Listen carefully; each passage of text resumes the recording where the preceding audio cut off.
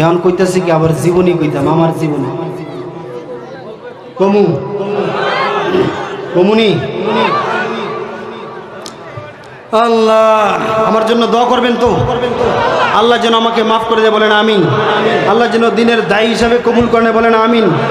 আল্লাহ যেন ইমানের সাথে দুনিয়ার জমিনে থাকার এবং যাওয়ার তৌফিক দান করে বলেন আমিন। বাজান আল্লাহু আকবার। আমি আমার কথাই বলি, একদিন আল্লাহু আকবার আমার ওই মাথার মধ্যে টুপি ছিল না রে বাবা, একদিনেই আল্লাহু আকবার গালের মধ্যে লম্বা দাড়ি ছিল না রে যুবকের দল, একদিন গায়ের মধ্যে লম্বা জামা ছিল না, কোরআনের মধ্যে আল মধুর বাণী ছিল না, এই জবানের মধ্যে ছিল গান আর গান, শরীরের মধ্যে ছিল ডান্স আর অভিনয়।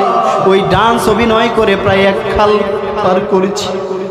এই জবানের মধ্যে মুখের মধ্যে ক্যামেরার সামনে কত এক্সপ্রেশন দিয়া আল্লাহকে কত না বেজার করলাম।